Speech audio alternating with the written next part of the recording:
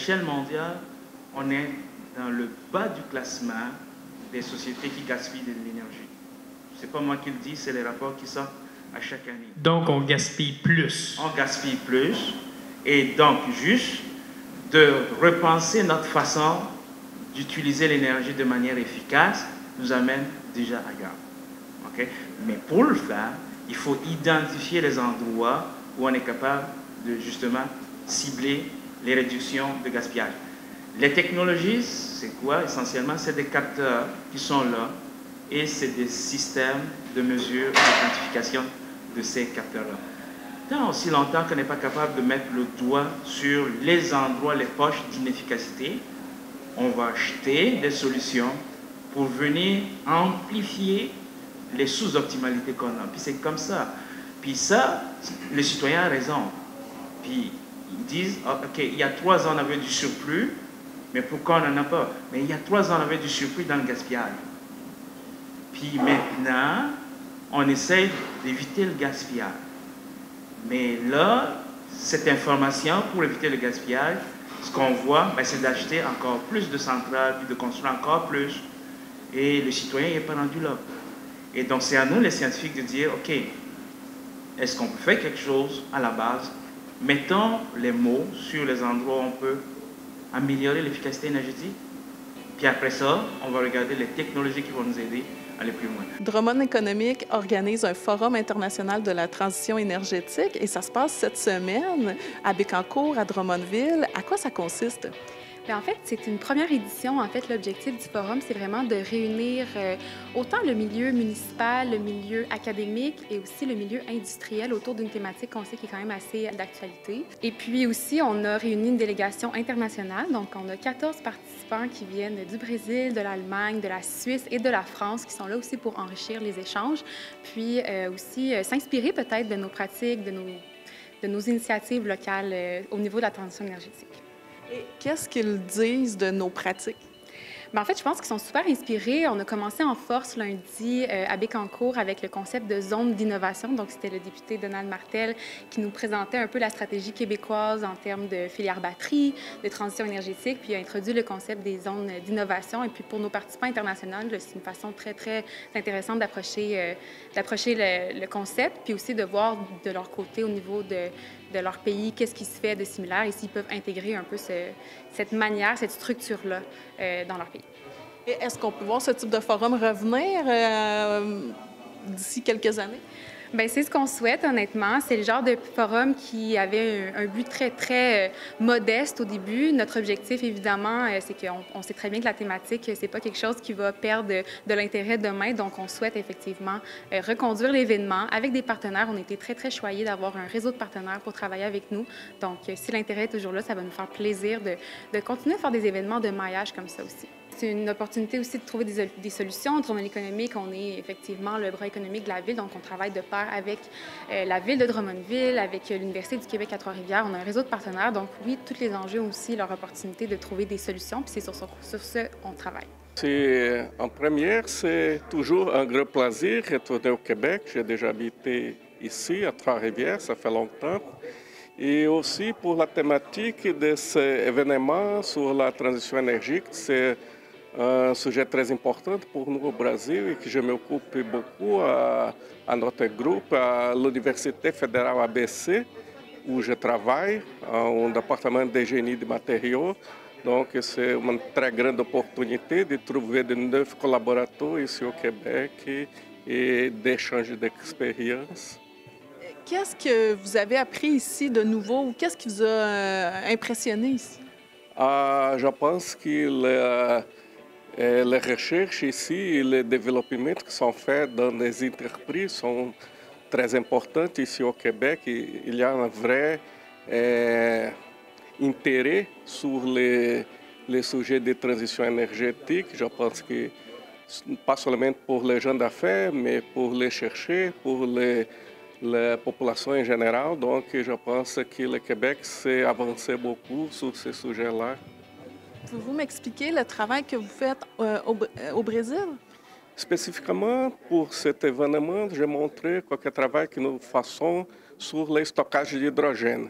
L'hydrogène, c'est un important vecteur d'énergie qui peut remplacer l'essence, les autres sources d'énergie. Donc, maintenant, il y a beaucoup de recherche, beaucoup d'intérêt pour développer des voitures, d'autres systèmes stationnaires qui ont utilisé l'hydrogène pour la génération d'énergie. Et au Brésil, est-ce qu'il y a des instances qui font la promotion de justement tout ce qu'on a discuté ici? Ah, oui, il y a plusieurs universités, plusieurs organismes. Donc, je pense que nous avons de vraies opportunités d'échange avec le Brésil. Donc, ce n'est pas seulement pour la recherche que nous faisons chez nous, mais aussi de trouver des partenaires ici, partenaires scientifiques, partenaires industriels pour développer des business, des recherches ici au Québec avec le Brésil, des liaisons avec le Brésil. Et vous avez eu un bel accueil ici à Drummondville? Oui, très bon. Les structures d'événements, l'organisation sont magnifiques. J'aimais beaucoup venir. C'est un peu plus froid que le Brésil, mais c'est différent. C'est tout l'accueil, c'est chaud. Au niveau de la gouvernance, où on s'organise au niveau du modèle d'affaires, c'est sûr qu'il faut qu'autour de la table, on ait tous les partenaires du milieu communautaire. Puis là, on entend évidemment le milieu municipal, mais les Premières Nations doivent être invitées.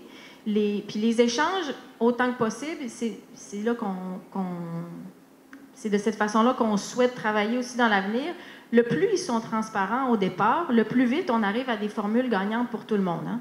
Fait que l'idée, c'est l'UMQ, on se positionne pour présenter les différents modèles, pour que les acteurs du communautaire prennent leurs propres décisions qui correspondent à leur... C'est pas symétrique ou... Absolument pas. Mur à mur, partout pareil. Là. Absolument pas. Il y a des modèles comme l'Alliance de l'Est qui gère un grand parc éolien qui est au niveau régional. Il y a des MRC en ce moment, plusieurs MRC distinctes qui travaillent à développer leur propre modèle. Il y a des MRC qui commencent à réfléchir à s'allier entre elles, 2 MRC, 3 MRC, pour travailler parce que la configuration du territoire, selon elles, nécessite qu'elles se parlent. Elles ne voient pas d'avantage à travailler chacune de leur côté. Il y a ensuite de ça, toute la collaboration et la communication avec Hydro-Québec. Je le disais juste un petit peu plus tôt, mais la prise de risque pour les municipalités, elle pourrait être diminuée si on savait, avec plus de prévisibilité, ce qui est prévu par Hydro-Québec. Fait qu'en ce moment, c'est là-dessus qu'on travaille à l'UMQ, c'est d'établir ce canal de communication-là, rapide, transparent, récurrent, même s'il y a des changements au programme, pour qu'on puisse nous faire le pont avec les MRC et les municipalités qui sont en train de réfléchir à des projets. On a plutôt saisi une opportunité où notre école d'ingénieurs a eu des contacts avec Drummond Economy qui nous ont identifiés comme travaillant sur des thématiques qui étaient présentes ici sur le Forum international sur la transition énergétique. Et donc on a saisi cette opportunité pour rencontrer en fait, les personnes qui font à peu près la même chose que nous, mais sur le territoire québécois, voir les similitudes, les différences et surtout nouer des liens. Et pourquoi pas aller poursuivre avec des collaborations dans un futur proche. Et qu'est-ce qui ressort de toutes ces conférences? Qu'est-ce que vous avez appris ici qui est différent peut-être en Europe? Ce qu'on a appris, c'est que déjà les considérations sont les mêmes. On a les mêmes enjeux, les mêmes objectifs. En revanche, peut-être pas la même façon d'exprimer les problématiques. Parce qu'il y a par exemple des occupations du territoire qui ne sont pas les mêmes, des ressources qui sont différentes aussi, des industries qui peuvent être aussi différentes, mais les enjeux sont les mêmes. Donc ce qui est bien de s'inspirer des discussions ici, on est sur un territoire, de ce qu'on a compris, en plein développement, des zones industrielles qui s'organisent dans un objectif de transition énergétique, d'économie circulaire, de réduction d'impact environnemental. Et c'est toutes ces bonnes pratiques qui sont intéressantes à écouter et aussi à faire le parallèle avec ce que nous on fait sur la valorisation des matériaux, sur le développement de l'hydrogène par exemple, mais avec des technologies différentes. Alors Là, je parle au périmètre de notre institut. Donc nous, on est une école d'ingénieurs qui s'appelle l'IMT Nord-Europe. On fait partie d'un groupe d'écoles d'ingénieurs qui s'appelle l'IMT. On est situé au nord de la France et on a différentes activités de recherche. Donc on est à l'échelle, par exemple, comparément à une université, on est petit. On est plutôt autour de diplômés, environ 450 élèves ingénieurs chaque année. En revanche, on est aussi très axé sur la recherche, avec 3 centres qui participent à la recherche. Un sur les matériaux et procédés, un sur les systèmes numériques et un sur l'environnement et l'énergie. Donc ces 3 centres se développent et justement dans une dynamique de développement durable, d'économie circulaire, pour travailler par exemple sur les matériaux. On va travailler par exemple sur les technologies de réservoirs en composite pour le stockage de l'hydrogène. On a des collègues aussi qui vont travailler sur le pilotage des batteries, le suivi des batteries, organiser une maintenance qui soit intelligente.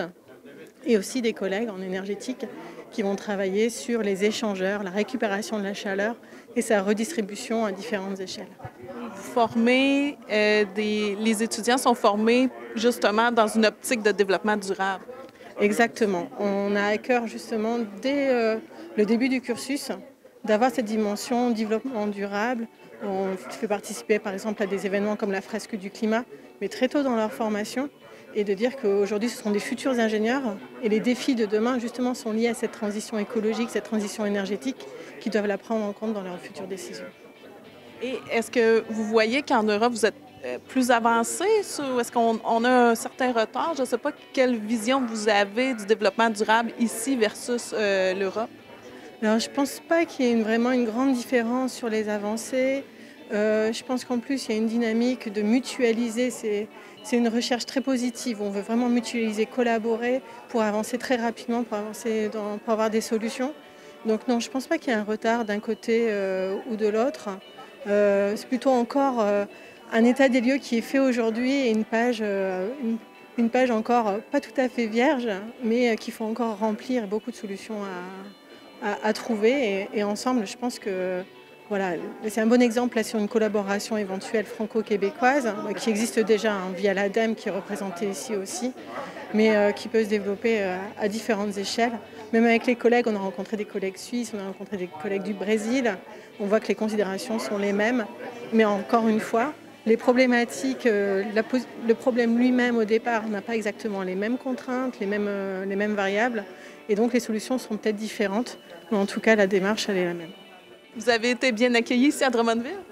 Ah mais trop bien accueillis même. On a bénéficié de cette invitation où on s'attendait justement à rencontrer des personnes intéressantes, mais dans un contexte, une organisation, mais aux petits oignons. Une prise en charge très parfaite. Et donc, merci de me donner l'occasion de remercier Drummond Économique, les villes de Bécancour et de Drummondville de nous avoir accueillis au FITE et de participer à cette belle initiative. J'ai compris aussi que c'était la première édition, donc longue vie à ce forum.